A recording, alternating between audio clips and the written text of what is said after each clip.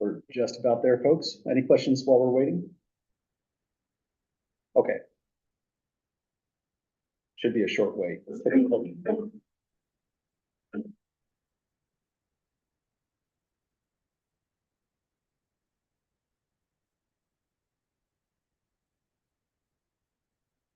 Almost there. Well, I think we can start. Welcome back, folks. Before we get started today, let's take a look at the announcements. Here's our screenshot. We're pretty much done with chapter 13. We're going to work our way through the last example. Then we're going to start looking into chapter 14 content. We won't get too far today. And when we come back on next Monday, next week, we'll go right back here, unless there's questions that folks would like to address on the upcoming exam 1. That one's going to be due, or not due, but rather held next Wednesday. And we mentioned that there's some review problems that you can get into here. The formula sheet is also provided. This will be the last page on the actual exam itself that you can tear off. You can see here from some problems that we've done before, but in a new light without any of the theorems there. It's all just blanked out worksheets. And I intend to upload further problems as well. I should have them uploaded over the weekend. So if you want additional fresh problems, they'll be available. But any other questions, folks, about the upcoming exam or otherwise? In Zoom, Olivia asks, so is content from chapter 14, only on the exam if we discussed it in class, if we end up not making it through all next Monday? Actually, the way chapter 14 is going to go is, this one is definitely going to be on exam number 2. So we will cover it today. We may cover it next Monday, but the definite coverage here is only up to 13. Once those pretty much get posted, I just stick to it at that point. Oh, no worries at all. Thanks for asking about that. Other questions so far? Okay, well, we're in chapter 13 so far. It's a pretty wild adventure working through that. And the picture is pretty much this in chapter 13. Whenever we're dealing with the study, we have to have a population defined somehow that we're working on. This could be, say, all ISU students. Then our goal is to estimate the parameter mu. And to do that, we select a sample of size n. We calculate an x bar. These notes here from a different book uses y bar. Sorry for that little noise there. Then you can start aggregating all the potential sample means that could ever come up. Central limit theorem says this: if your sample size n is large enough, it's irrelevant to how the population is distributed. It just has to be quantitative data. You will get this shape. Your sample means will start to come from a distribution that looks more and more like a true normal distribution. And it becomes exactly the normal distribution as the sample size gets larger and larger. That's not so relevant for us in practice. Our sample sizes can't just get larger and larger. We have to balance between accuracy and affordability. So sometimes sample sizes are quite small, like in the problem we're about to get into. But this is our warm-up picture to just get us in the right mind state for statistics. Any questions at all, folks, about this diagram here? Okay, essentially this is the central limit theorem we're staring at. It says the sampling distribution of your sample mean, x bar, will be distributed normally. The center will be the mean mu, and this will be your standard deviation, sigma over root n. It's approximate, but that gets better and better the larger your sample size. We had rules of thumb that kind of guided us on what is large. Bigger than 30 in a lot of scenarios is not bad for the central limit theorem to be very accurate. But that has to be taken with a grain of salt, since there is not a limit to how skewed things can be. They can become more and more skewed without any end to that, which means your sample sizes could be much larger than 30. This was a picture just to give us a feel for what that could look like. If you're sampling from this as a population, which is tremendously skewed, these are the sampling distributions. Let's zoom in on that. These are the sampling distributions you would expect to see at sample sizes 4 all the way through 128. Here's where it starts to look really like a normal distribution we're dealing with. But you can also detect this, especially if you have a really good eye for this stuff. There is always a little bit of skew here, which was inherent from the original population. It just gets more and more diminished as the sample sizes get larger and larger. So that's a pretty wild fact about statistics. Now we're going to try it for this next example four. But any questions or comments about the central limit theorem at the moment? Okay, it's one of those theorems where we absorb it the more we work with it. So we've seen it from lots of points of view. And this will really be kind of the first official problem where we're using it in earnest. We're not going to assume anything about the population in this problem. And here's what they're saying they're doing. Scientists at the Hopkins Memorial Forest in Western Massachusetts have been collecting meteorological environmental data in the forest for more than 100 years. That's excellent. That means they might have some pretty good knowledge about what the parameters might be. We have to be careful though, since the populations change with time. So there's no assumptions that your 100-year-old data could be really valuable in the present. But here's what they say next. In the past few years, sulfate content in water samples from Birch Brook has averaged 7.48 milligrams per liter, with a standard deviation of 1.60 milligrams per liter. They're not talking about a sample when they say this. They're just saying, here's our best estimate of the average and the standard deviation for this population. So what we're going to do next is, if those are accurate, let's take this right here and allow it to be mu. Let's see where to put it. How about here? Mu is 7.48 milligrams of sulfate content per liter of water sample from that Birch Brook, wherever that is. Standard deviation was 1.60 milligrams per liter. So we should write down sigma equals 1.60. A lot of the stuff you might have noticed is just taking what's written out in words and transferring it into our own notation so we know what to do with it, which turns out to be par for the course for lots of stuff we do in statistics. Let's see what else they say. Assume the population of sulfate contents can be well modeled with a normal distribution using these parameters. Well, that's a heck of an assumption, but we don't necessarily have to trust it. We can just say, even if it isn't, central limit theorem right here is telling us for large enough sample sizes, it would at least be approximately distributed this way. So let's say here, what is the approximate sampling distribution of the mean of the 10 measurements?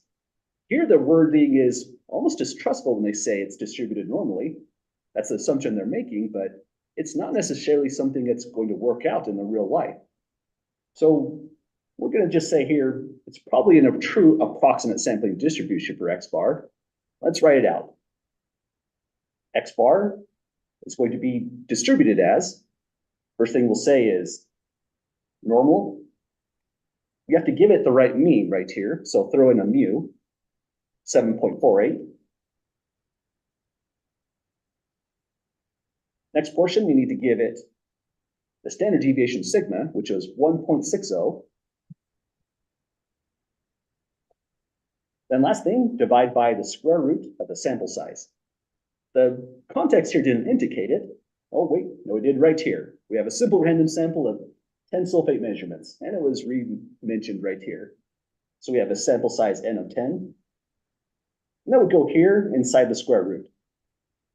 So that's pretty much it, folks. That's the sampling distribution of the mean of the 10 measurements.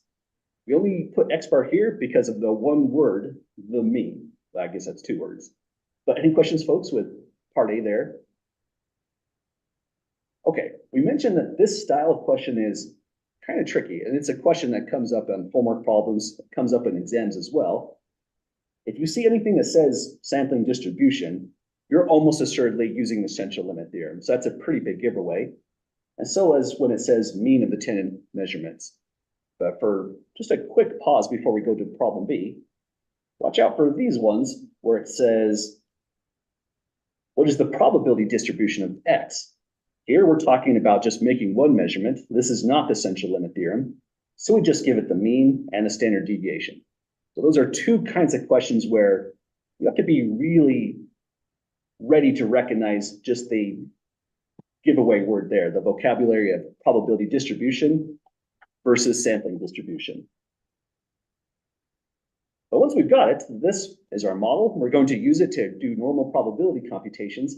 We just essentially are really doing chapter 11, just extra practice with that one small adjustment, root 10. So let's take a look at what's coming up in part B. It asks us, what is the probability that the mean of these 10 measurements will fall between 6.49 and 8.47? Very specific values they asked us. It says to include the probability statement in your answer. That's something to watch out for the exams as well. Sometimes they'll ask you for a practical interpretation of your probability, or other times it might ask for the probability statement. If you see this being asked, we need to write out P for probability. It's talking about the mean of 10 measurements. So we're not using X, we're using X bar. Oh, and I kind of painted myself into the corner. I need to put X bar between those two values with inequalities, so let me fix that there. X bar needs to be between 6.49 and 8.47. We can think of this at this stage as, again, essentially reviewing what we did in chapter 11. So we'll get some probability computations and move on our way to the next problem. First thing is, if you like, you can illustrate what your probability would look like. This portion here is optional, unless an exercise specifically says sketch the normal distribution. There will be one problem like that on exam 1. We saw one on the upcoming homework as well. That's due today. So 7.48 goes here.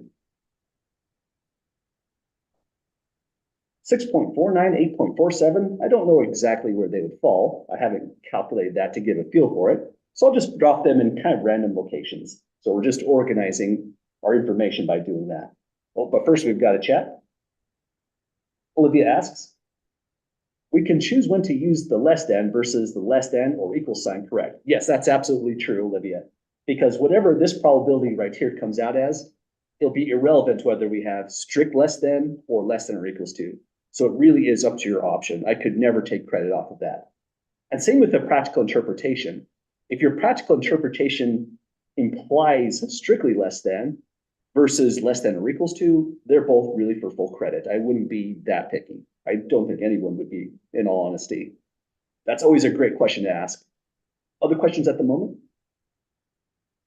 Okay, again, that's one thing that's always really kind of weird about a continuous probability model like these ones we're using at the moment. The insensitivity to a single point is strange, but we get through it. Let's put down the 6.49 here. That causes a boundary under the curve above the x-axis, 8.47. We'll do the same.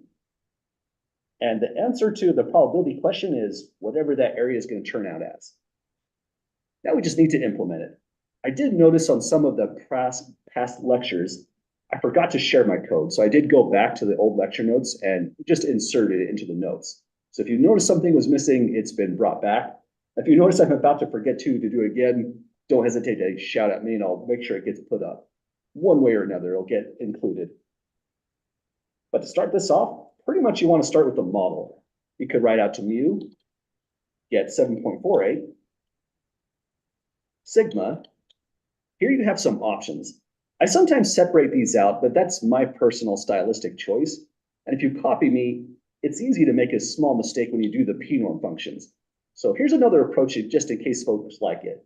You could just define your sigma to be all of that. Now you never worry about missing anything in your syntax. So it'll be 1.60 divided by square root. Let's go slowly on that. If you're putting in the square root, you'd want to do that slash right here. I'm not sure if that's a back or forward slash, but that one. Then SQRT, that's the square root function, kind of makes sense.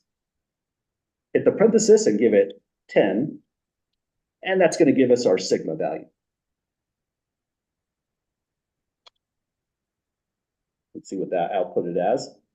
So the mean 7.48, and the standard deviation sigma is about 0.5 in this model. Well, now that we have those, let's scroll just a bit. We're going after that area. So first thing we were going to need is, we need to decide if this is the area we want. Let's treat this as kind of a review question. Would you use p-norm or q-norm in this situation?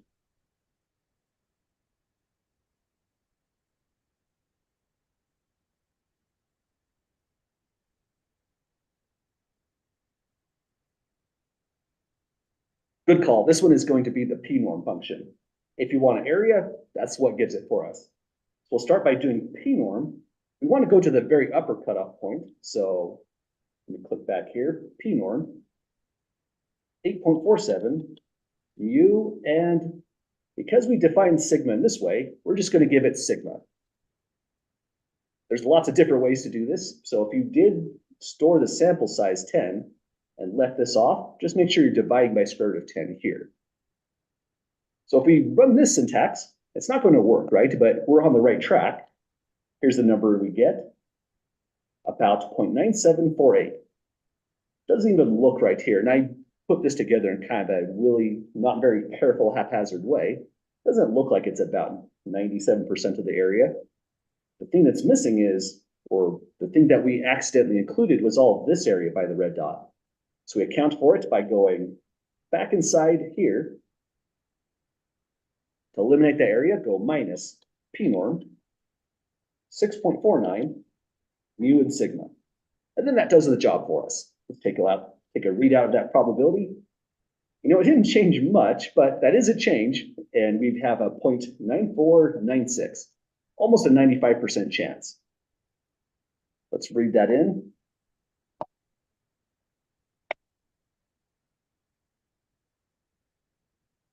.9496. This is kind of a weird problem, so this might be kind of a good one to pause here for a moment and kind of think about what we have actually done in this problem. First, any questions at all, folks, on getting that as a probability?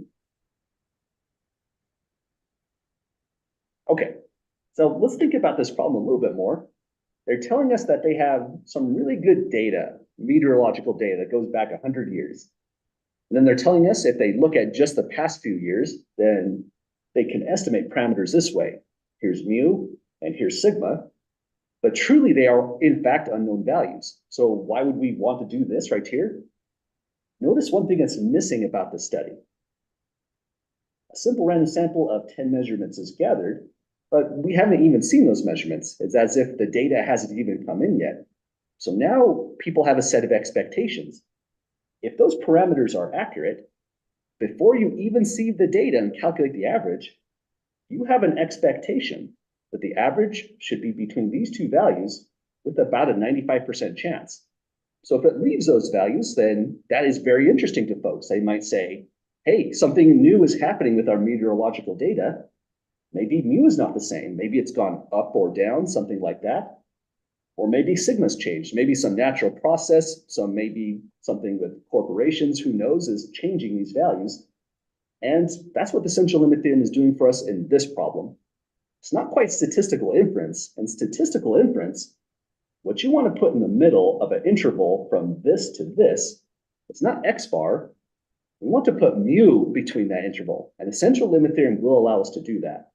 So think of this problem as, it's just practice with the central limit theorem. It is not the most practical question in the world. And all it's giving us is, if the parameters are accurate, and if the underlying population is not too skewed, that's our expectation, about a 95% chance x bar is within these two values, which was roughly 2 standard deviations away from the stated mean. So any questions, folks, with that probability or what we did with that probability so far? Okay, the central limit theorem can sometimes be really confusing in statistical inference because, again, these are not our major goals. We're just studying the central limit theorem. So let's now take a look at a related problem. Parseed says, what do we need to assume for the probability calculation just made to be accurate? Mention at least 2 things. So let's put here thing 1. I guess we could use the ink for that. It looks a little bit better. I guess we can go first. For this probability to be truly accurate, one thing that we must assume is we really did have a simple random sample. If you lose that information, then the central limit theorem is not working for you at all. All of your data is now kind of meaningless. They did tell us we have a simple random sample, but it's okay for us to be a little bit distrustful as that as well. So we'll say here down below, we must assume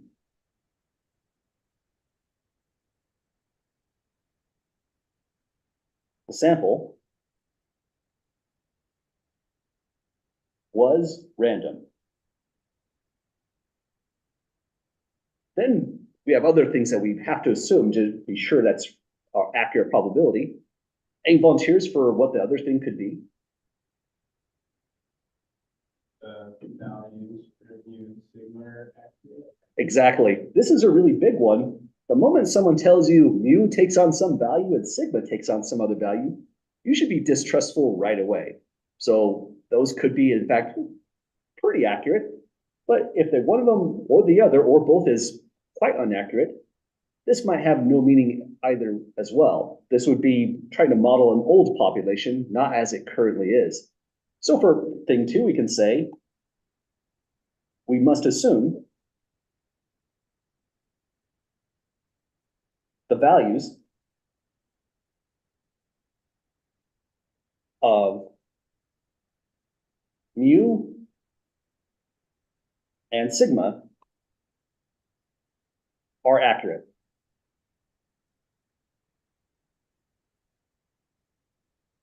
So those are pretty big assumptions so far. But wait, there is even more. It only said mention two things. So if this was a real exam question, you've got it. You don't have to give me more. But for the sake of the notes, let's go for a third. Any volunteers over Zoom for a third thing that we would have to assume for accuracy?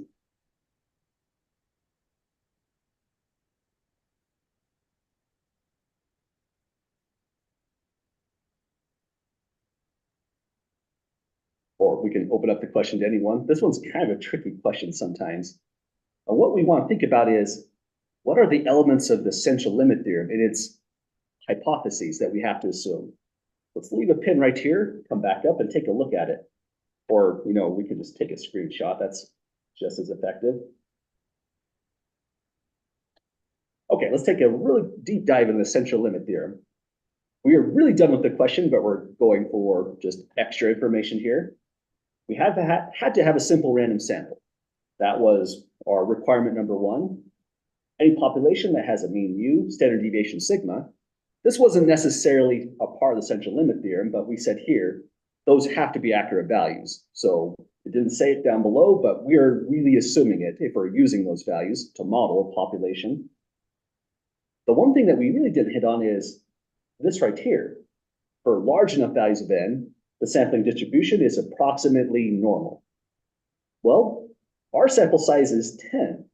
Sure, they said assume the population can be modeled by normal distribution, but we can make that another problem. It really better be distributed exactly normally, but that's now a mathematical fiction. That model doesn't fit reality exactly. It only works well for the central limit theorem when your sample sizes get large enough. So the third thing, being kind of a tricky one, admittedly, we might say the sample size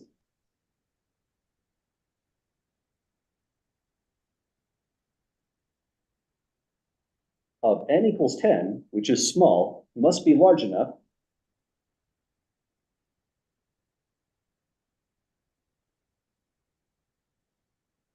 to overcome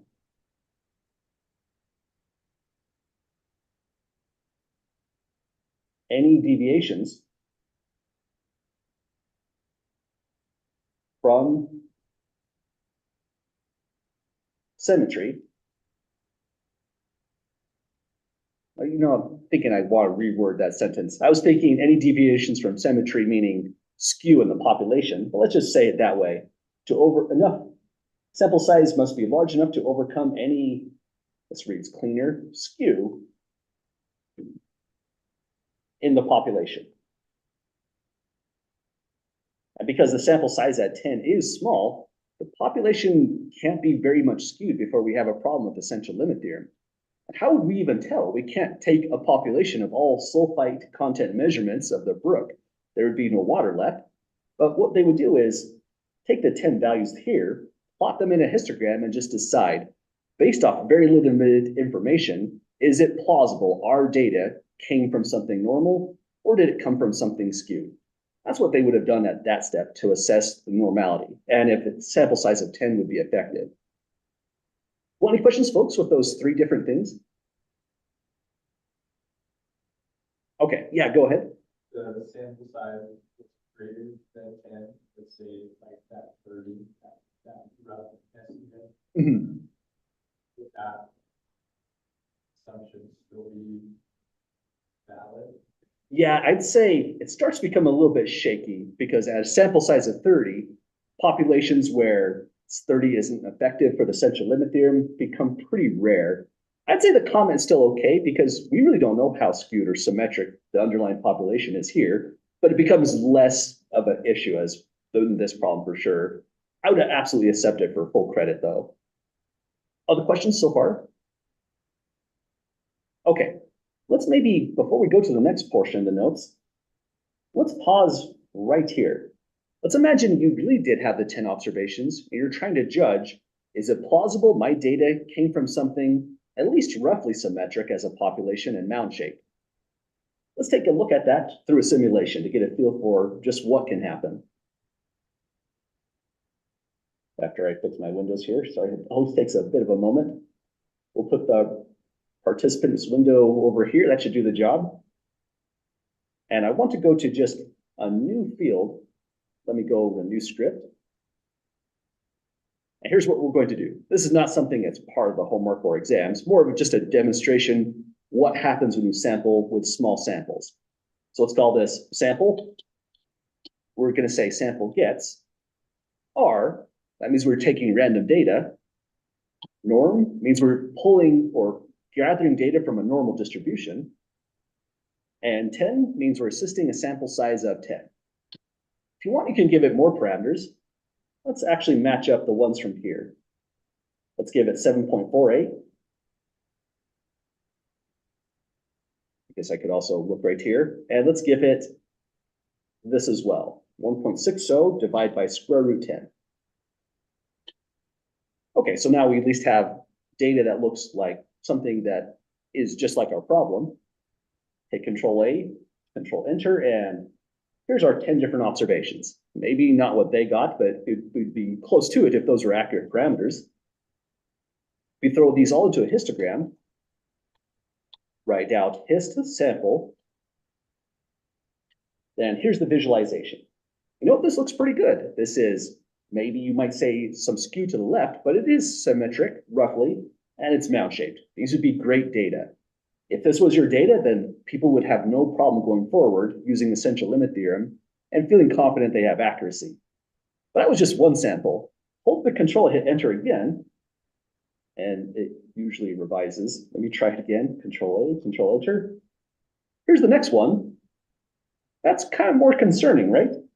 It is not uniform. It looks like there might have been some symmetry here, but this is causing some skew to the right. It might even be flagged as an outlier by the 1.50 IQR rule of thumb.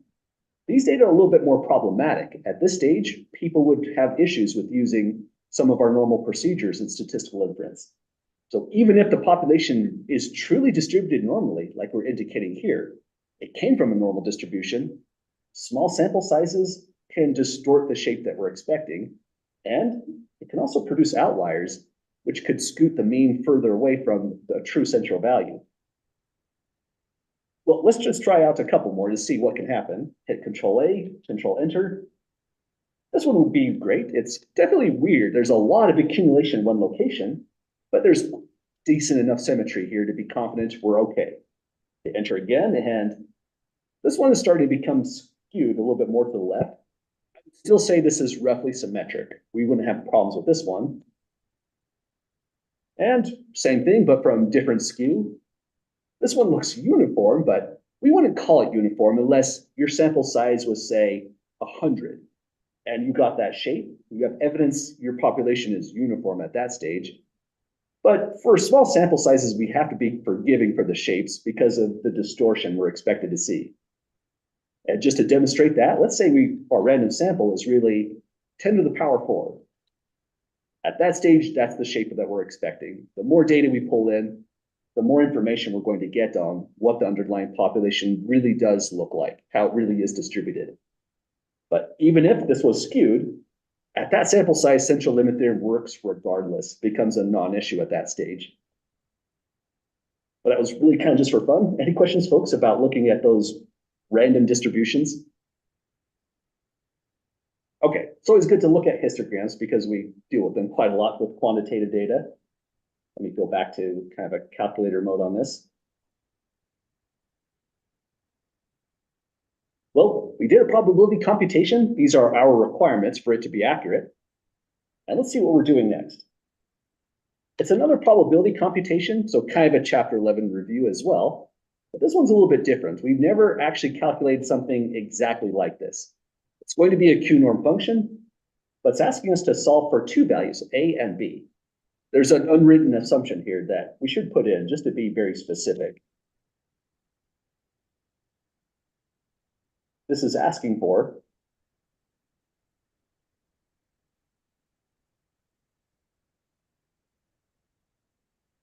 a central probability of 0.99. So in other words, our A value is going to go to the left by the same amount, our B value is going to go to the right, and then they'll be centered right at the mean 7.48.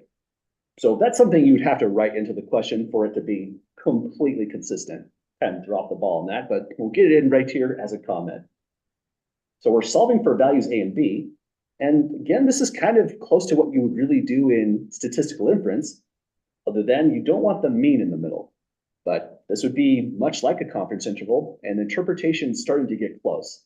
So it's kind of a review problem, and it's also sort of a segue problem all at the same time. First thing I'd probably do with this is, well, I would draw something out immediately. This one's kind of a tricky one to visualize, but if you can visualize it, it becomes not so bad all of a sudden. So here's our start. Give it a normal curve. We have 7.48 in the middle. It might be a good idea to recall our model just in case we need it. Let's just throw that over here.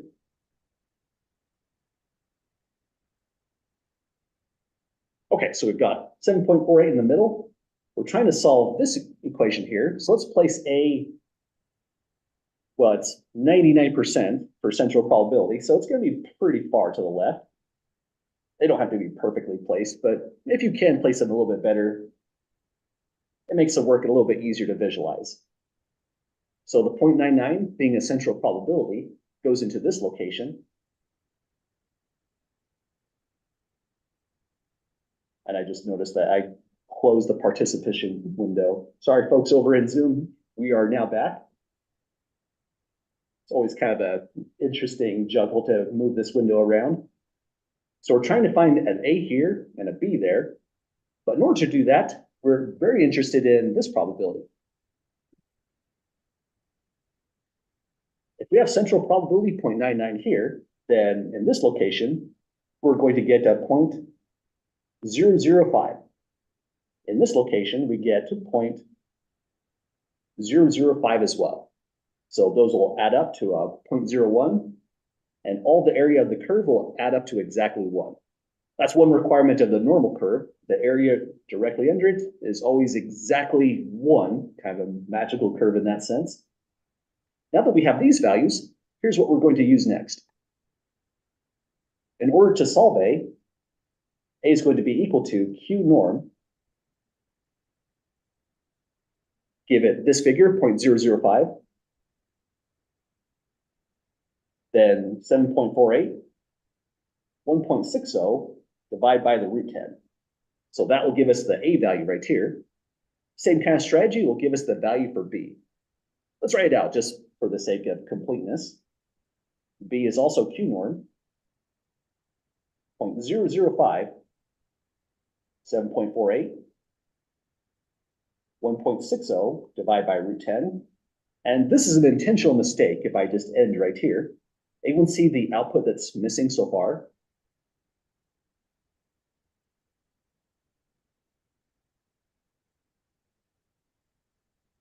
Oh, we've got to chat over in Zoom.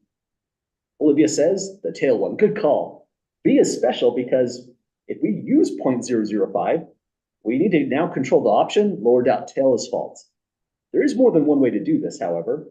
If you put 0.995 right here, it would actually work and give you exactly what you want, because that would be the area directly left of B, 0.99 plus 0.005. But I think for most uses of RStudio, it's a little bit more clear to just control lower dot tail option, set it false, and give the 0.005. So I'll usually go this route in class. Lower dot tail is false.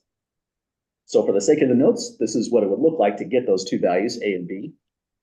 Now we're ready to actually solve them in RStudio. Let's write out A here with a more official pen. The unit on these are going to be in milligrams per, let me double check that, milligrams of sulfite content? Yes, per liter. So that's the unit going this way, milligrams per liter. Now finally in RStudio, this is going to be our part, let's see, I already forgot, part D. So for part D, let's do both of those outputs. First, Q norm. For this A value, 0.005, mu and sigma. Then for this one right here, go Q norm, 0.005, mu sigma, lower dot tail, set false. Pretty much faster to type it out right here in RStudio than it is to do all this stuff. But this is the thinking about it. And if this ever gets kind of foggy, a picture is tremendous in statistics. We'll find that out in the upcoming chapters as well. Well, let's see what this all evaluates to. They're telling us that for the first run of Q norm, that's the A value, we get 0.617. So I think 6.17, said that wrong. Milligrams per liter. And for the upper value B, we have an 8.78 milligrams per liter.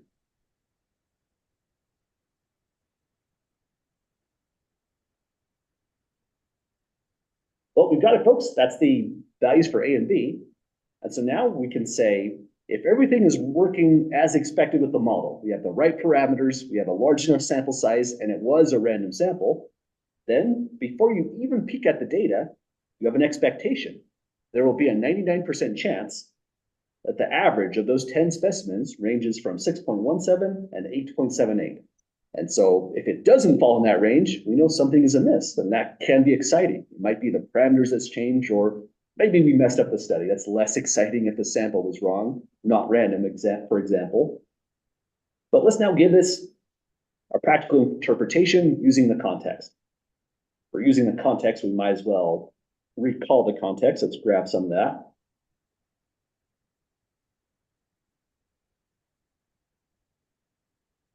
This was our screenshot. We can eliminate that one now. So here's how our practical interpretation could go at this stage.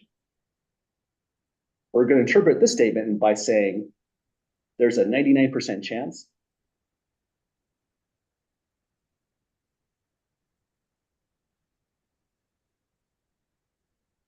that, then you can come right over here for X bar. It's a sample mean, but it's the mean of the 10 measurements. So we can say that the mean of the 10 measurements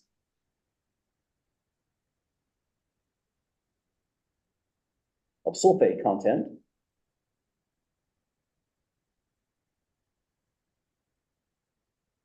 ranges from the 6.17 to 8.78 milligrams per liter. So that's interpreting the A value and the B value that X bar is squished between. So we did it, folks. That's working out the central limit theorem on a pretty confusing question, but it's good to see how these are done, and extra practice with Q norm function on this one. Any questions at all with the wrap up of this problem here? Okay, well, this is the exciting part of the course. What we're going to do now is take everything we've been doing with normal distributions, central limit theorems, and turn this whole thing completely on its head.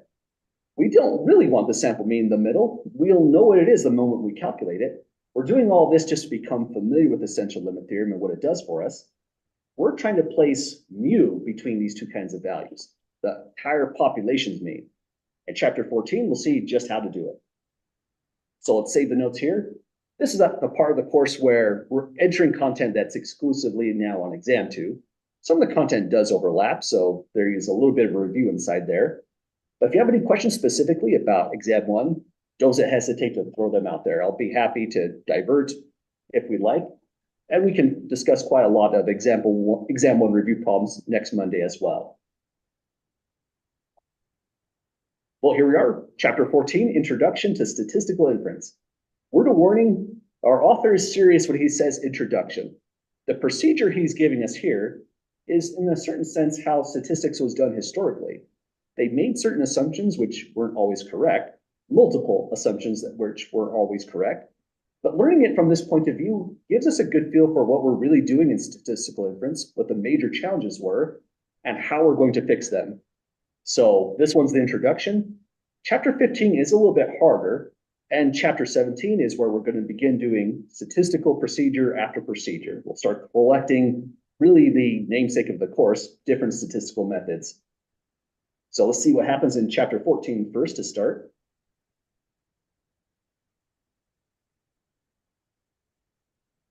We're going to start off pretty much just going directly to the central limit theorem, because we're now connecting that material into statistical inference. So it's here just as a reminder. And this is some conditions that the author wrote out, which holds for all of chapter 4. We're going to assume we have a simple random sample from the population of interest. That's not a major assumption, that's a requirement. 2 says the variable we measure has a perfectly normal distribution.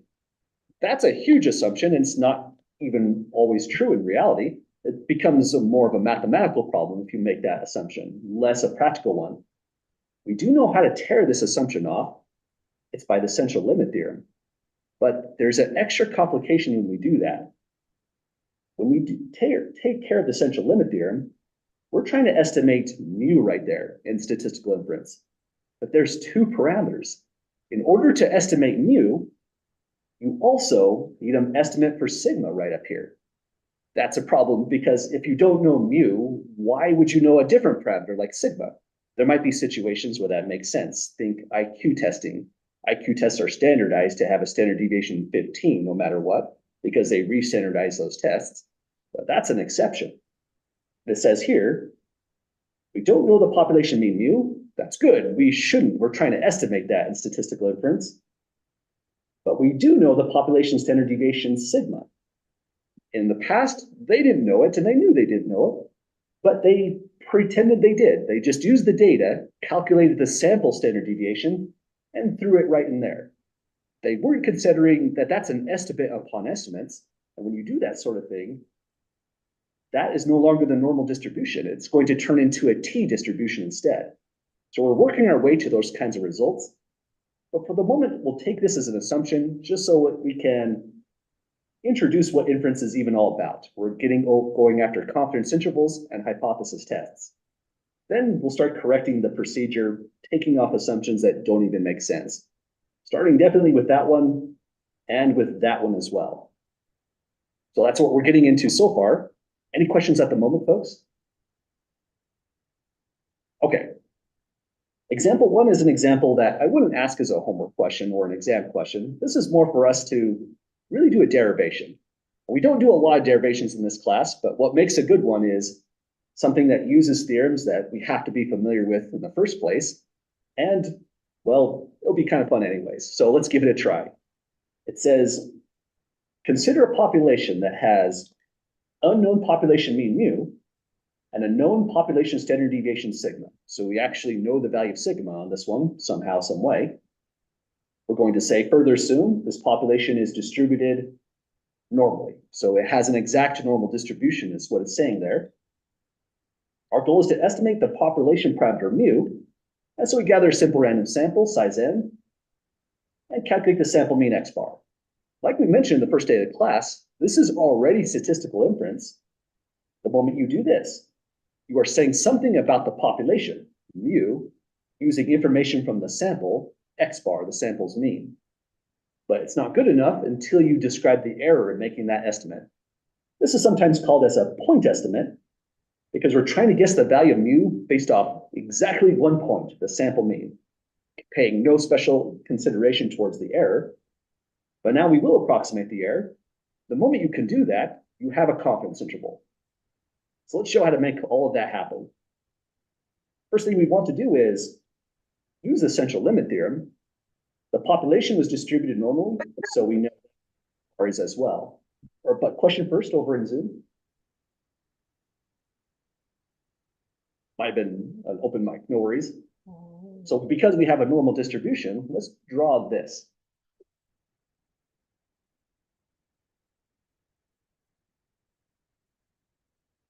So this is from X bar being distributed normally with mean mu.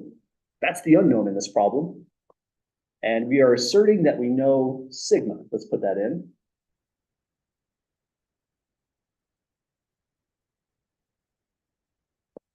So although we don't know mu, we know where it'd be located. It'd be directly under the main peak of the distribution. We just don't know where that happens to be. And here's another thing we can do. Let's take a trip down to chapter 11 to just briefly look at a graphic. Not this one, but we're getting there. This one right here. This one was here mostly to give us a feel for what do standard deviations do, how do they control the spread of the data. But notice it says, if you go, say, about 2 standard deviations away from your mean, whether you call it mu or X bar, you're going to be aggregating about 95% of all the area under this curve. That means you're dealing with probability of 0.95. Let's do exactly that. It is approximate, so we're not trying to get dead on values just yet. On this derivation, we'll do that when we define the procedure. But we'll go 2 standard deviations to the left, 2 standard deviations to the right, and capture that probability. So let's do exactly that. This is the standard deviation right here. So let's go -2 times that. -2 sigma over root n. And 2 deviations to the right would be +2 times sigma over the root n. And let me write this in a slightly better way.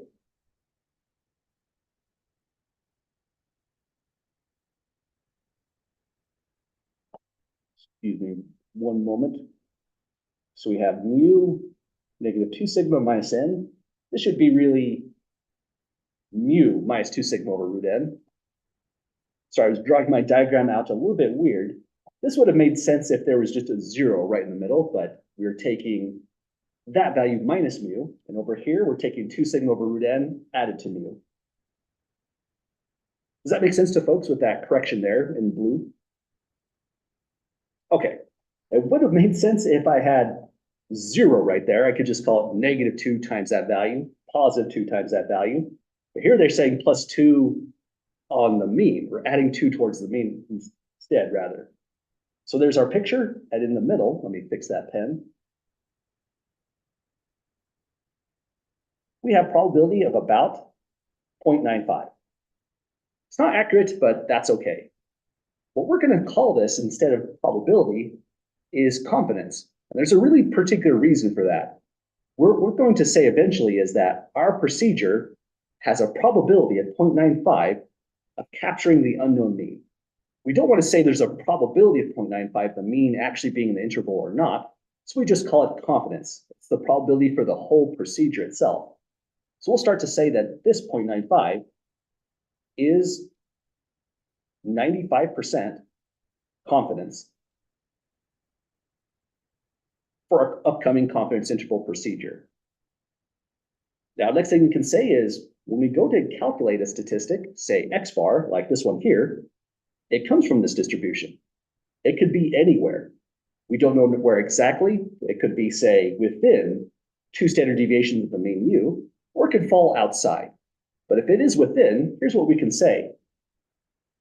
X bar itself minus mu, an absolute value, is going to be within a distance of 2 sigma over the root of n. I think that's where I was getting a little bit foggy. You have to have it like this in the diagram, but like this in the inequality. Let's look at this for a moment. Whenever you use absolute value, you're just talking about the distance that something is away from something else with that minus there. So our hope is that the unknown parameter is within a distance of the sample mean that you calculate of twice the standard deviation from the model right here. If that's the case, you can now break up this inequality. But first, any questions, folks, going from the diagram here down to that inequality? Okay, this becomes kind of just the mathy part right here. We're going to break up this inequality into a triple side inequality. That's always kind of exciting. You can just wipe out those absolute value bars if you don't like them and go negative 2 sigma over root n is less than x bar minus mu, which is less than 2 sigma over root n. So that's how you would break up an absolute value within an inequality. We're just saying the mean is within that distance of mu. So put in the negative value, positive value, and you've got the right thing. But notice our objective is we want the parameter mu in the middle. So let's subtract x bar from both sides. Put a bit of a note here that this continues. For some reason, I must be writing really big today. I thought I was going to fit it on this page. So we're subtracting x bar from all three sides, and it'll look like this. Minus x bar minus 2 sigma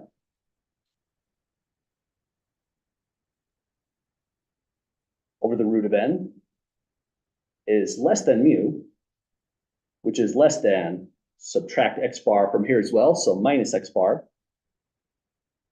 plus 2 sigma over the root of n. So that gets us to this stage. And I did forget one thing, that negative sign didn't carry down. Let's put it in right here, just a little bit more bold so it's more spottable. Only thing we need to do now is multiply all three sides of the inequality by -1. If you do that, this is going to turn into positive x bar minus 2 sigma over the root of n. We also have to switch the sign of the inequality. This has to now point this way. So instead of opening up towards that quantity, we have a less than symbol going that way. Then we multiply the middle by -1. That's going to be a mu. We multiply this by -1. It's going to convert to, forgot my bar on there, x bar plus 2 sigma over the root of n. And then the directionality changes. This inequality has to open up towards this quantity. So we'll go that way. I kind of did two things at once. I flipped these over to the opposite side so we can have the inequality reading this way, which is typical, less than's on both sides. But we did it, folks. We have mu stuck between these two quantities. Now, you can calculate x bar in your study. There's no problem there. You'll know your sample size. And this is the shady part. You'll somehow, some way know a value for sigma. That's the thing we have to correct when we go beyond these notes. But it occurs both here and here. That means you have found that mu is within this interval from here to here with 95% confidence. Again, we still don't say probability because when it comes to a parameter, there's no probability about it. It's either in the interval or it's not. What the probability is about is the chance our whole procedure from top to bottom was successful or not. Well, that's it. We can say here, just to wrap this up, we have 95% confidence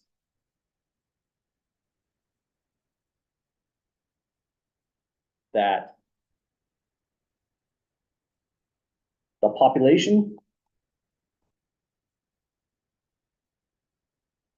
mean mu is within this interval. There's different ways to state this interval because when you look at it, it's basically the same thing on the left-hand side and the right-hand side. It just changes by the sign in the middle. So the interval is sometimes stated in this way. X bar plus or minus 2 sigma over root of n. The only thing here that makes this kind of an approximation and not complete is that. It's not exactly 2, but that actually turns out to be pretty close. It's like 1.9600 after rounding to 4 decimal places. But what we need to do to make this an official procedure is just show how to calculate that. And it's really not too bad. We just use Q-norm functions. But this is our derivation, and this is about what our interval is going to look like once we get to calculating this value here more accurately. Any questions then, folks, on working through this derivation? Okay, so that's, again, the reason the essential limit theorem is really very magical. It helps us tell us what happens to the sample mean x bar in distribution. It takes on the normal shape, but it tells us even more. It allows us, through sneaky math, I guess you could say, to put something that is usually an x bar in the middle, and instead throw mu in the middle. The unknown quantity will be right in there in our confidence interval. So let's take a look on how to get the critical value z star. Once we have that, well, we're ready to just calculate interval after interval. Let's put that in the next page, maybe. So in order to get the better value there, we observed that all we really did to get the value to was you literally just counted standard deviations. And the model didn't even actually matter. For example, we just went right here. We didn't even say what the mean or standard deviation was. We just said, it's about 2. You can make this model as simple as you want. You could put a 0 there and a 1 for the standard deviation. In fact, that's exactly what's done. So if you're just focusing on counting number of standard deviations, like that number 2, we go and work under this model. We're going to call that number the critical number z star. It captures what we were referring to in the last notes, a central probability C. Under a standard normal curve, what makes this a standard normal curve is the mean is 0, standard deviation is 1. And so capturing central probability C under the standard normal curve just means you're doing this right here. We're going to give a new name to C. C is really the confidence level. Definitely highlight worthy. Whereas Z star is the critical value. Other books might call this critical point, critical number, or maybe even something else, but it's going to function exactly the same way. Try to highlight that a little bit better. What we'll do here is just calculate some critical values for typical levels of confidence, and these are the pretty typical ones. We usually would not go below 90% confidence. If people did, sometimes that might be considered a way to be kind of sneaky with statistics by dropping our confidence way low. It makes our interval look more accurate than it truly is. This one's kind of a compromise between the other extremes, and it's just a generic value as well. There's nothing magical about 95% confidence, but you'll note it seems to come up a lot in textbook type problems. In certain settings, you need to be highly confident, and so you might design, or you might come into problems where you might want more than 99% confidence, maybe 99.5. You might be working in more of an exacting industry or something along that, medical sciences, engineering, and such. So there's no hard cap on how confident you can be, but there is a downside. The more and more confident you become, the wider your interval gets, and that means, well, if your interval is really, really wide, there's too much error there for it to be of very much use. And so that's what makes these 3 values pretty typical choices. There's nothing wrong with 92%, 94% confidence, but I guess as humans, we like round numbers, so these are the common ones. Let's calculate a few and see how they go. It's pretty much the last question that we did in chapter 13 is what we're doing. We're dealing with central probability C, so we can draw a diagram that goes like this. We're using this model, 0, 1, so that mean is directly at 0 this time. Let's first target, well, we can do all 3 of them at once if we really wanted to in this diagram. Let's suppose we just put down here and here 2 cutoffs and call this the confidence level C, right directly in the middle. It's also a probability when we think of it in this diagram. Now, the next thing we would want is the value that goes right here. Because the total area is exactly 1, you can take 1 minus confidence and put it there. But if you did that, you're talking about both tails, this one and this one, for 1 minus confidence. If you're targeting just the left tail, divide it by 2, and that's going to be the area in that location. It doesn't give you Z star, but that's actually okay through symmetry. What it's going to give you is negative Z star. If you want to report the positive value, no problem, just take off that negative sign. And you also have to ask yourself, what's wrong with negative Z star? If you look at our confidence interval, you're using both a positive and a negative at once, so it's almost immaterial. However, it's traditional to report the positive value, so we'll go for that in the notes. So if we want to get our positive Z star on this end, we might turn this around and say, well, through perfect symmetry of the normal curve, it's still 1 minus C over 2 here for area. Then this turns into a Q-norm function.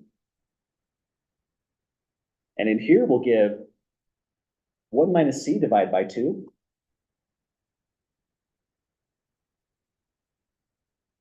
And lower dot tail set false.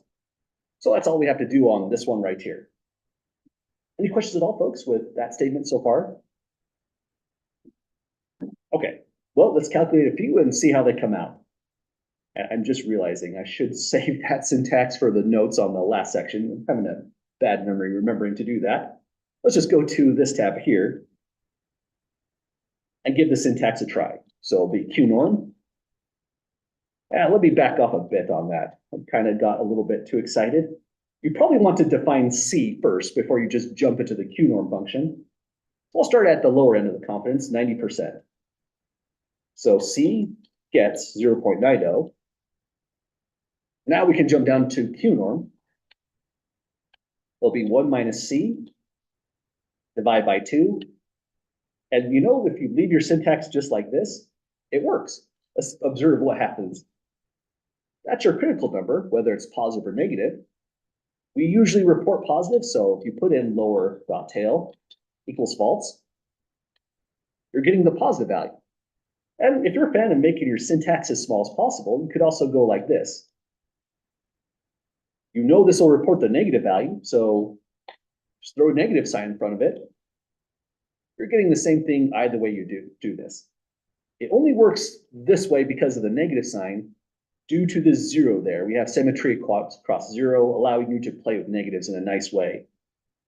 So you can write this up however you like, whichever style suits your preference, but I'll usually go lower dot tail set false, mainly because that's a pretty decent carryover concept for P-norm and other things we do. So once again, if we're reporting these values, 4 decimal places is going to be sufficient for our class. Let's give this 1.6449.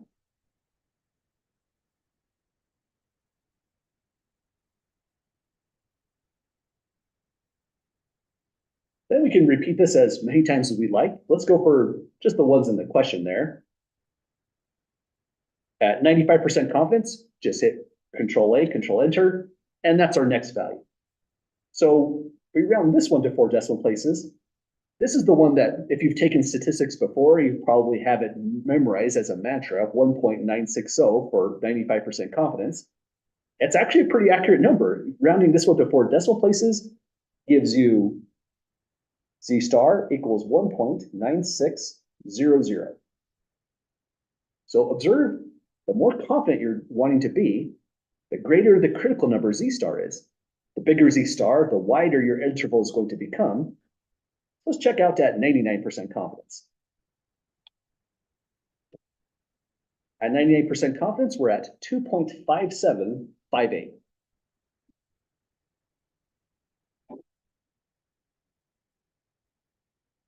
So that doesn't seem like it grew by a lot, but you have to recall that this is just a multiplicative factor.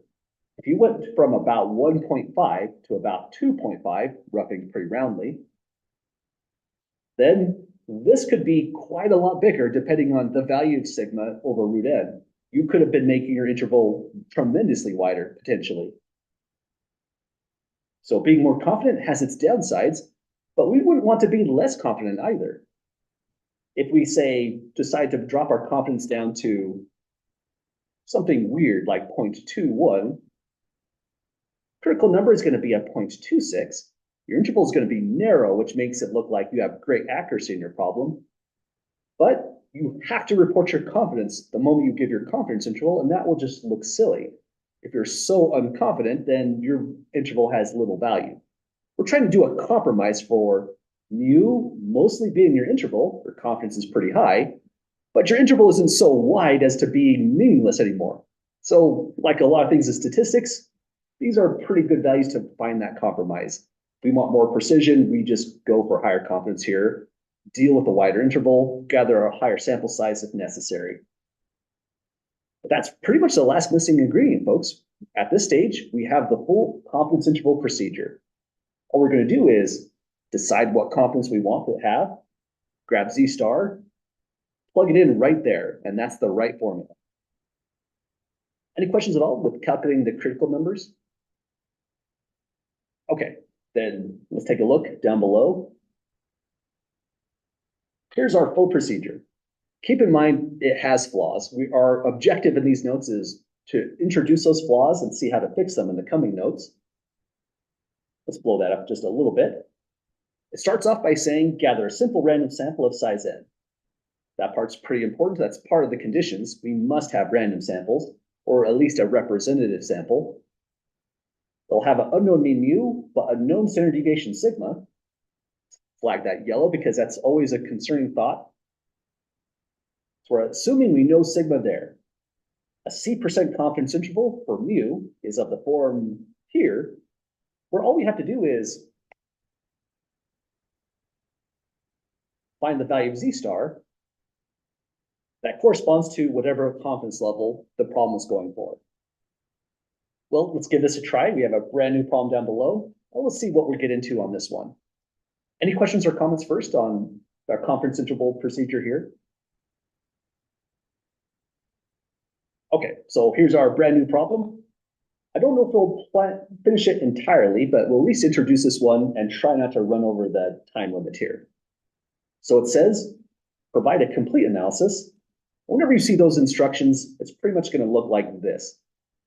Sometimes the instructions change a bit depending on what exactly we're doing, confidence interval versus hypothesis test. But this is the structure that we'd typically be expecting.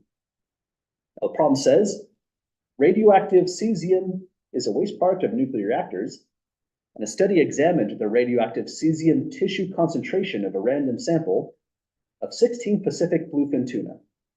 So they now say that those tuna were captured off the coast of California 4 months after the Fukushima nuclear reactor meltdown of 2011.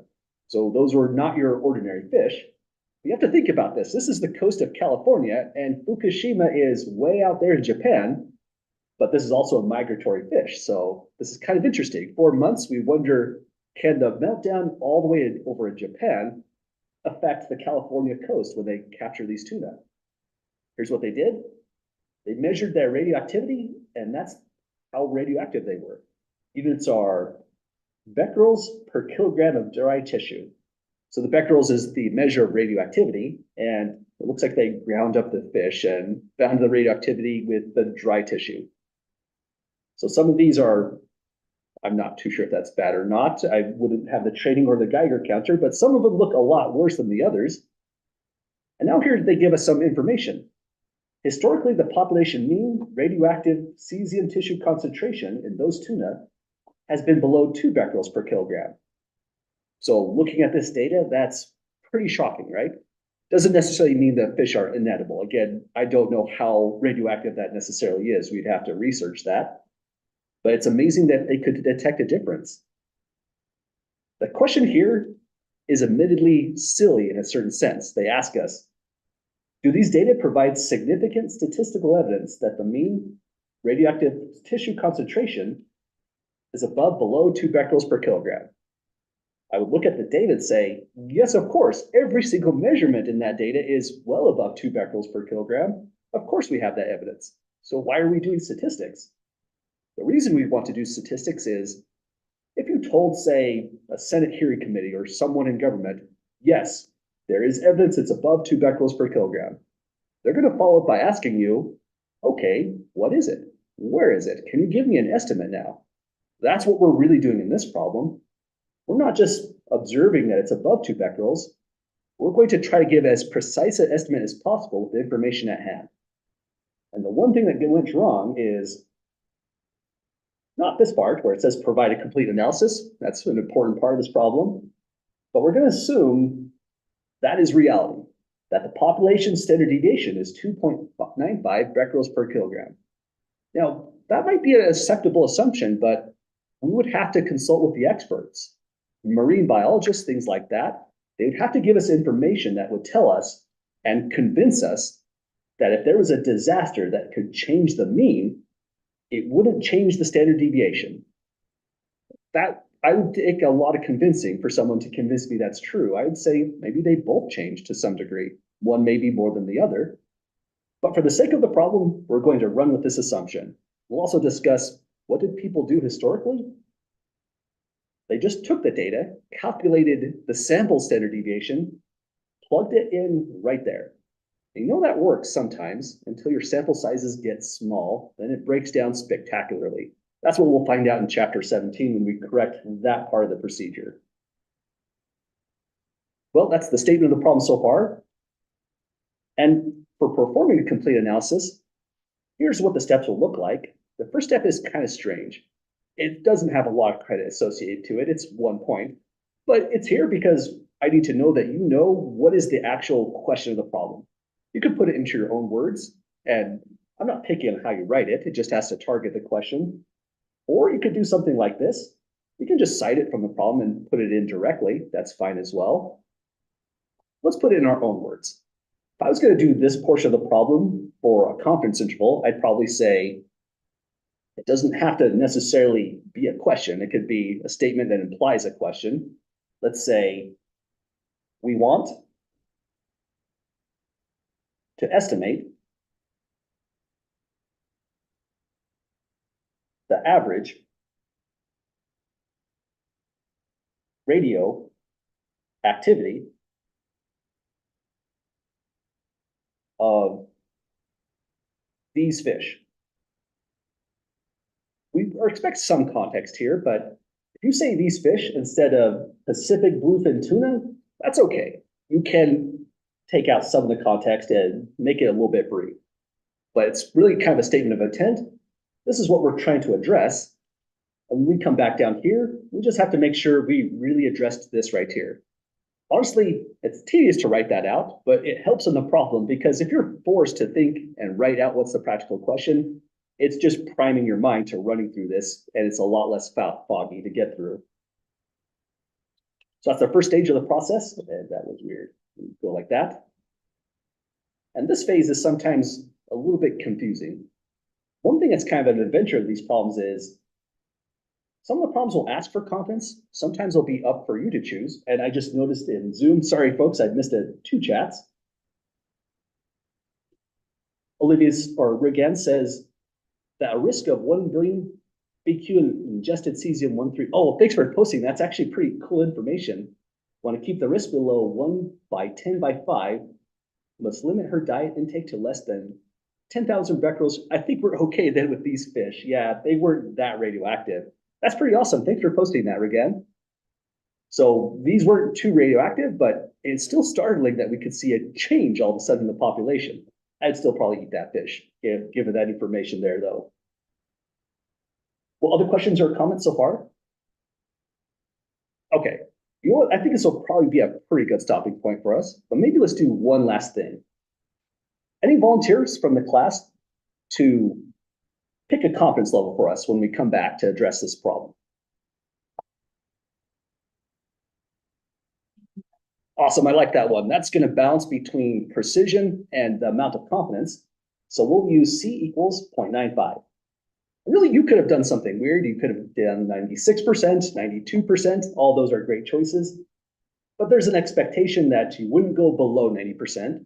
If you went above 99%, I'd say that you could use your own best judgment on that, but sometimes that might be considered weird as well. Well, any last questions then, folks, before we call it a night?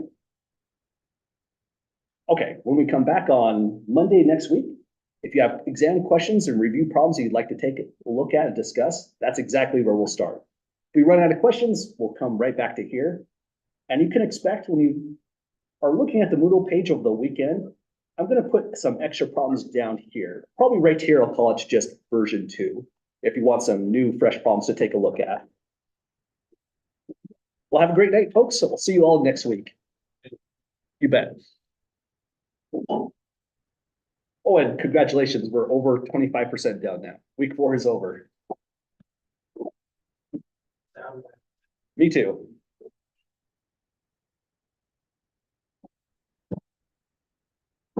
Thanks, folks.